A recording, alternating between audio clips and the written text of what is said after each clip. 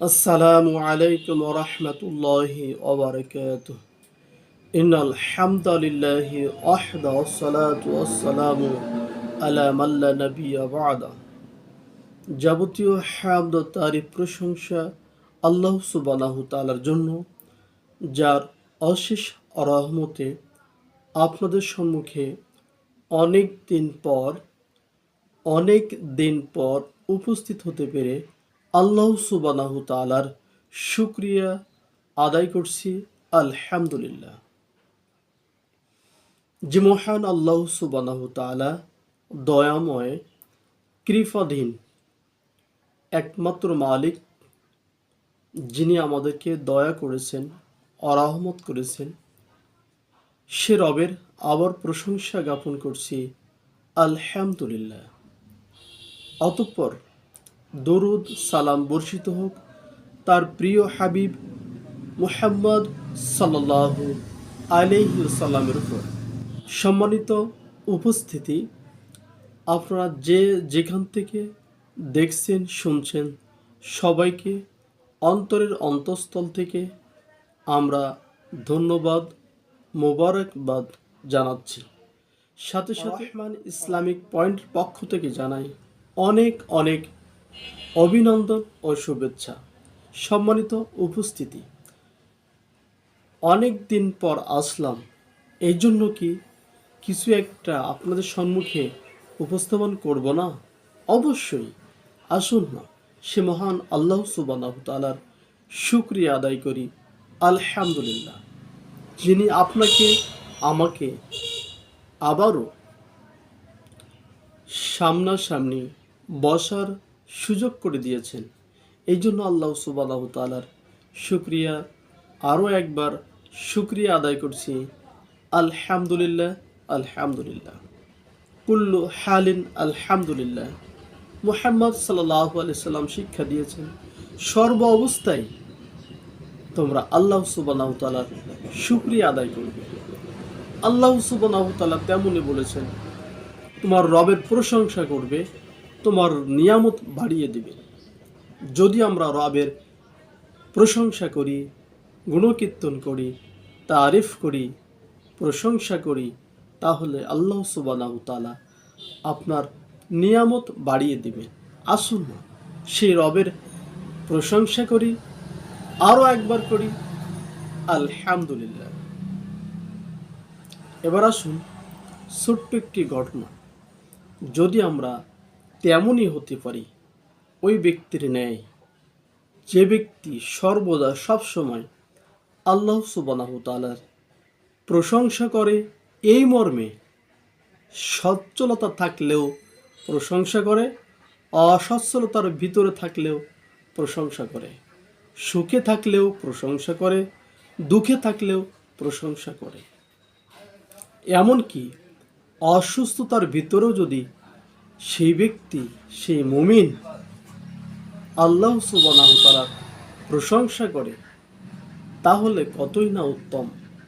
আসুন না, সেই ব্যক্তির মতো হওয়ার চেষ্টা করি, যে ব্যক্তি 5 তলা 10 তলা উপর থেকে ঠিক তার দৃষ্টি দিয়ে দেখছেন, উপর থেকে দেখছেন রাস্তার পাশে একজন মানুষ ডাস্টবিন থেকে কিছু খাদ্য খাচ্ছে, যা নষ্ট এবং পচা, যা দুর্গন্ধযুক্ত। ওই ব্যক্তি বলবে আলহামদুলিল্লাহ, যে ব্যক্তি খাচ্ছে তার থেকে আমি আল্লাহ সুবহানাহু তাআলা আমাকে হেফাজত করেছেন, ওই ব্যক্তির থেকে আমি অনেক ভালো। আলহামদুলিল্লাহ। ওই ব্যক্তি যদি নেমে আসে নিচের তলায়, এরপরে দেখে যে একজন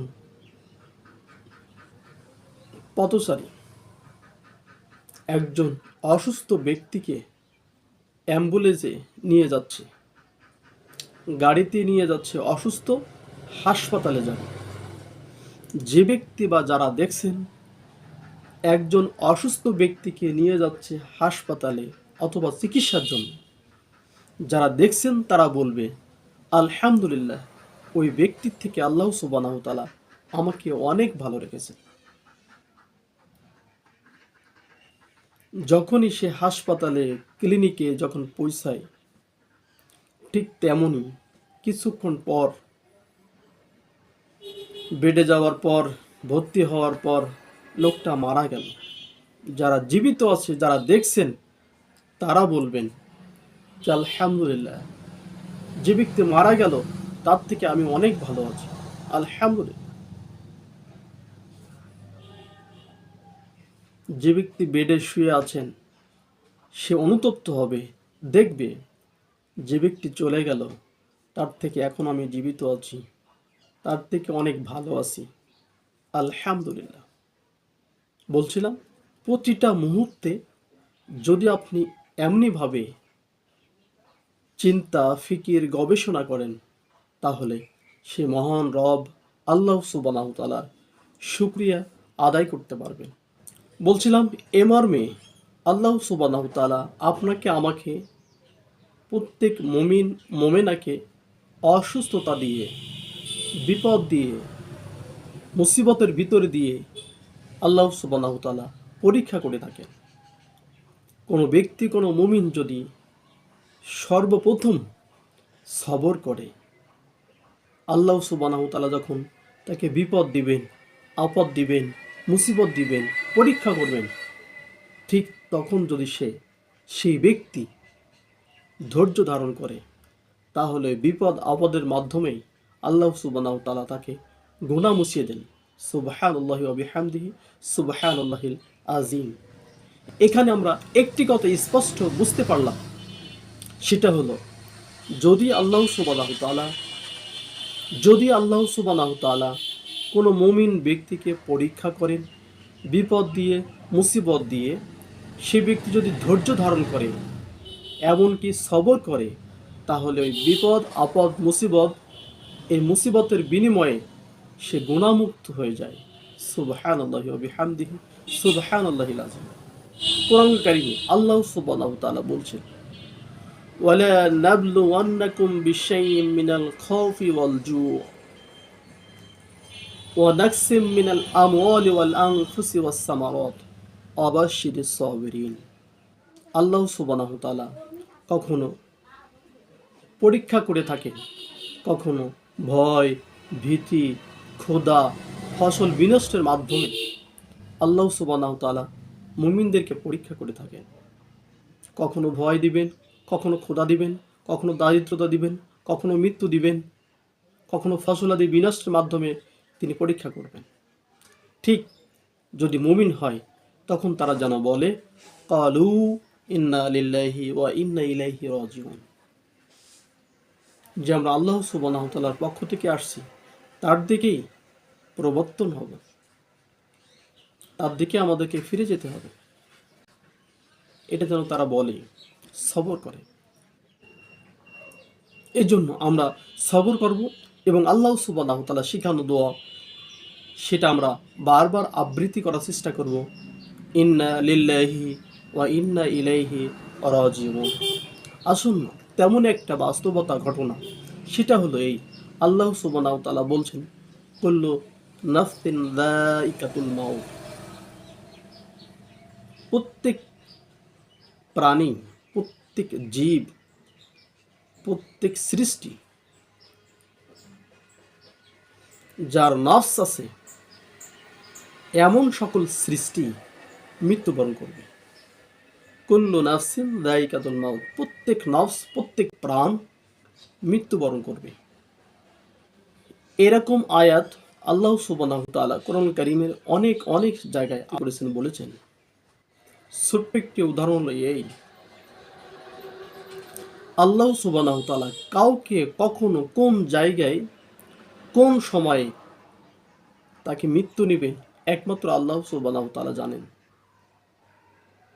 কেউ জানে না কখন, কোথায়, কিভাবে, কোন ব্যক্তি কোথায় মারা যাবে। যার বাস্তব নমুনা, মানুষ বলে যে আর আখে আল্লাহ মারে কে, আর আখে আল্লাহ সুবহানাহু ওয়া তাআলা তার মারে কে। আর যখন যে ব্যক্তি তার উপস্থিত সময় হয়ে যাবে সেখানে সে যেতেই হবে।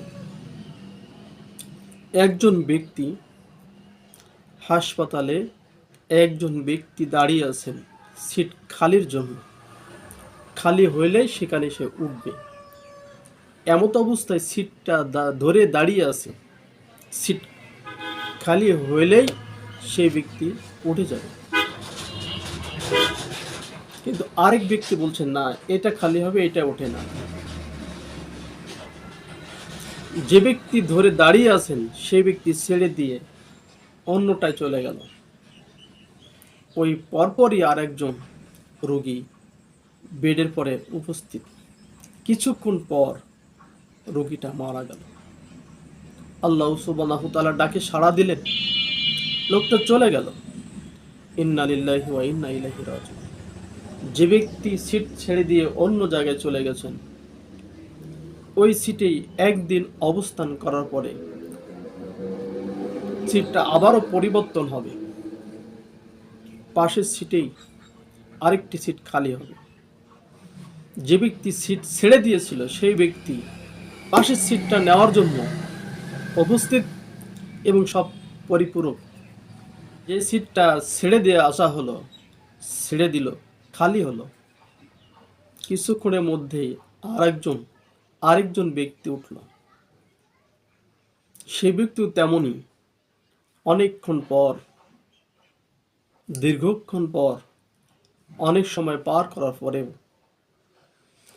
সেই ব্যক্তি আল্লাহ সুবহানাহু ওয়া তাআলা ডাকে সাড়া দিয়ে পৃথিবীর থেকে চলে গেল। ইন্না লিল্লাহি ওয়া ইন্না ইলাইহি রাজিউন। দুইটা মৃত্যু দুই দিনে, কিন্তু সেখানে নিঃশ্বাস শেষ হওয়ার আগ পর্যন্ত কাউকে কিছু বলবে, শেষ বার্তা কিছু দেবে, অথবা তার মুখ থেকে কালেমাগুলো বের হবে, অথবা কোনো নসিহতপূর্ণ কথা হবে, এটা সুযোগ হয়নি। পরেক্ষণ আরেকদিন পাশেই আরেকটি লোক উপস্থিত হলো। আনার সাথে সাথেই কিছুক্ষণ পরে তিনিও মারা গেলেন, বেড পাননি। যিনি প্রত্যক্ষদর্শী, যিনি বারবার সরিয়ে আসছেন, আল্লাহ সুবহানাহু ওয়া তাআলা সরিয়ে নিয়ে আসছেন, প্রত্যক্ষদর্শী ব্যক্তি এ হতভাগা আল্লাহ সুবহানাহু ওয়া তাআলার নগণ্য একজন বান্দা। সেটাই প্রত্যক্ষ করলাম, দেখলাম যে আল্লাহ সুবহানাহু ওয়া তাআলা কাউকে নিয়ে যান, কাউকে সরিয়ে। আল্লাহ সুবহানাহু ওয়া তাআলা নির্ধারিত করেন যাকে যে সময়, ঠিক সেই সময় সেখানে পৌঁছিয়ে দেন। এতে কারো দ্বিমত করার ইখতিয়ার নেই। আসুন সে মহান আল্লাহ সুবহানাহু ওয়া তাআলার শুকরিয়া আদায় করি। আলহামদুলিল্লাহ, আলহামদুলিল্লাহ।